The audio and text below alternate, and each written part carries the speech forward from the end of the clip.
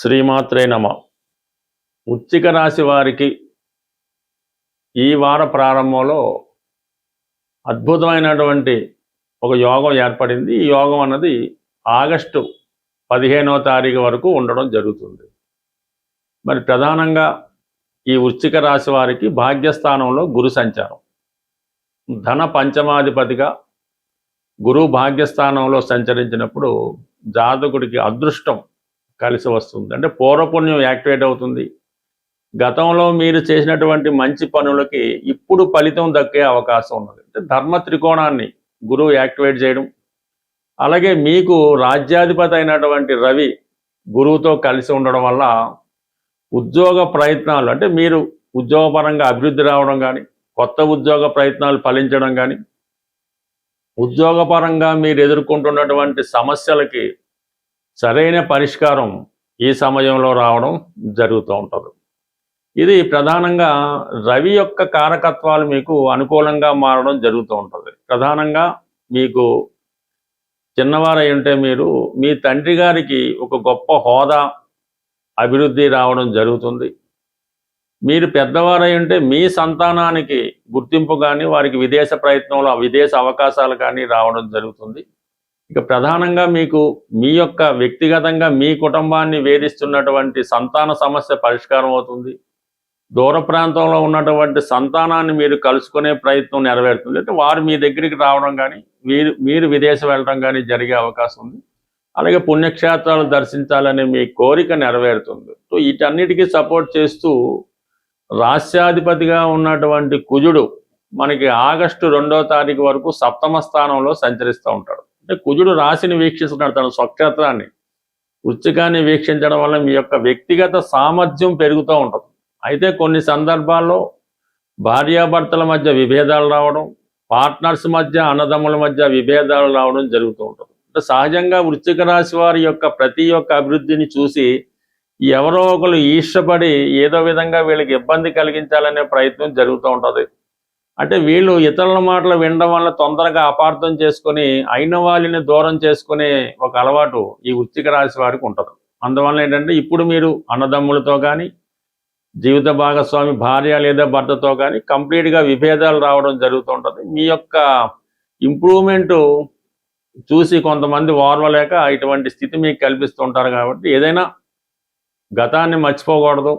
ఒక ఉన్నత స్థాయికి వచ్చినంత మాత్రాన గతంలో మీకు సహకరించిన వాళ్ళని గుర్తుపెట్టుకుంటే అది, అంటే ఈ సమయంలో జరిగే పరిస్థితి బట్టి మీకు ఇది సూచించడం జరుగుతుంది. ఇక ప్రధానంగా దశమ స్థానంలో శుక్రుడు కేతువుతో కలిసి ఉండడం వల్ల స్త్రీలతో విరోధాలు రావడం జరిగే అవకాశం ఉంది. మీరు వ్యక్తిగతంగా స్త్రీ అయితే మీకు కొద్దిపాటి అనారోగ్య సమస్యలు రావడం జరిగే అవకాశం ఉంది. అయితే వ్యక్తిగతంగా ఏదో కారణం వల్ల భార్యాభర్తల మధ్య చికాకులు, భార్యకి హెల్త్ ప్రాబ్లమ్స్, మెయిన్గా ఏంటంటే భార్య చేసే డిమాండ్స్, వాడికి ఏదన్నా ఈ శ్రావణ మాసం కాబట్టి వారు ఏదో బంగారు నగలు కొనమనో, విలువైన వస్త్రాలు కొనమనో ఏదో కోరుకుంటారు.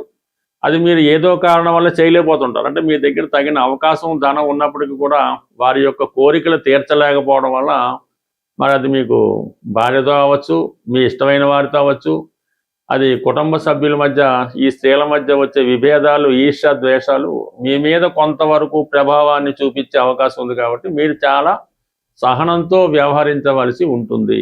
ఇక ప్రధానంగా అష్టమంలో బుధుడు, వృత్తిపరంగా కొన్ని మార్పులు తప్పనిసరిగా వస్తాయి. విద్యార్థులు చాలా వరకు మీరు కోరుకున్న విధంగా మంచి కాలేజీలో సీట్ రావడం కానీ, గతంలో మీరు ఏదైనా ఒక బ్రాంచ్ తీసుకొని వేరే బ్రాంచ్లోకి మారాలన్నా కూడా మీరు ఈ సమయంలో, ఈ వారంలో చేసే ప్రయత్నాలు చాలా వరకు ఫలిస్తాయి.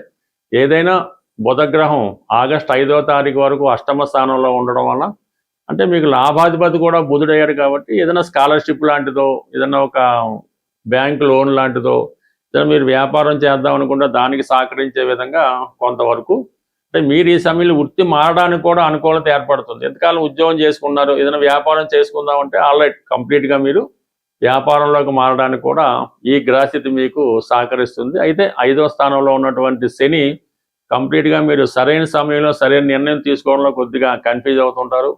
ఏదో విధంగా ఈజీ మనీ స్పెక్యులేషన్లో నష్టపోయే అవకాశం ఉంది. వివాహ ప్రయత్నాలు కొంతకాలం వాయిదా వేసుకుంటే మంచిది.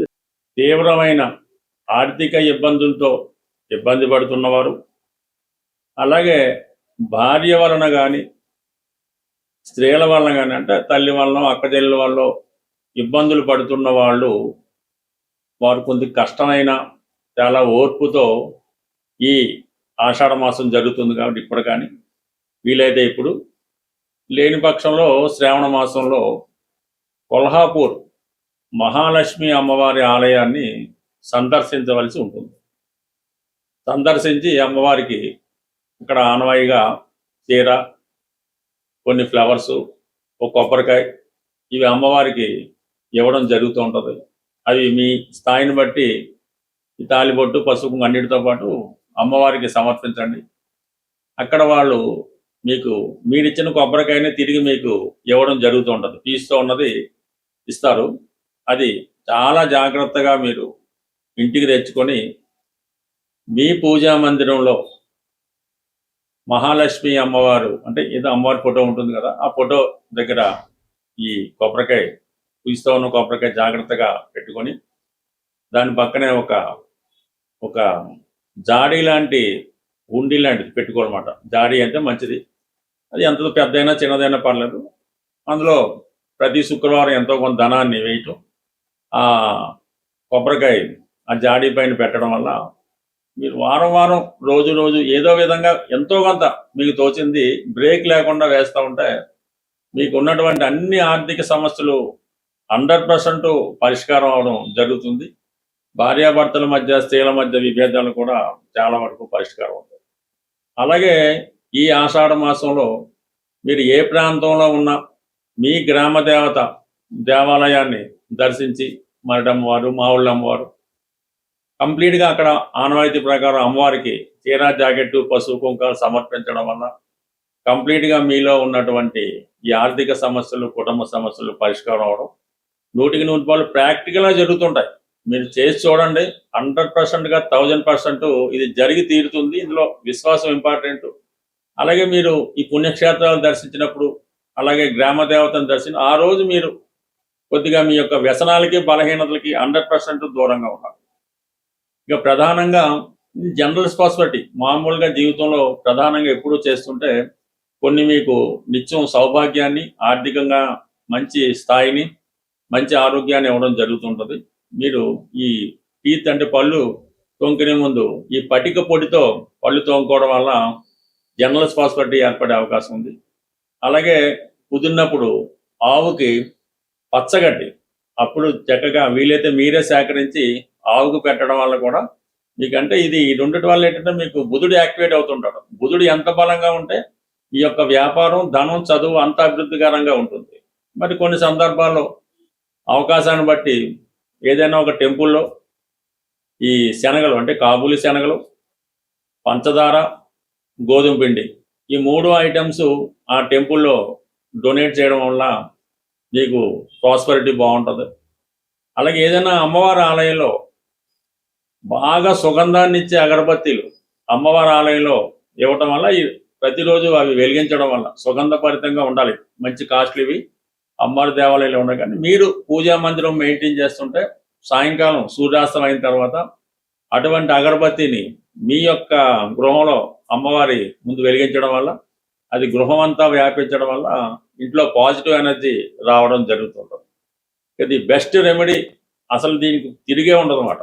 మీరు ఎంత కుదిరితే అంత ఈ బొంబాయి రవ్వ అనే గోధుమను ఒక పావు కేజీ, ఓ పావు కేజీ పంచదార, ఒక పావు కేజీ నెయ్యిలతో 100 గ్రాముల నెయ్యి ఇవన్నీ శుభ్రంగా కలిపి చీమలకి ఆహారంగా వేయాలి. ఎక్కడ ఈ ఫారెస్ట్లోనూ లేదంటే ఈ తోటల్లోనూ అక్కడక్కడ ఉంటుంటే మీరు చీమలు చూడక్కర్లేదు, అక్కడైతే అవే తీసుకుంటాయి.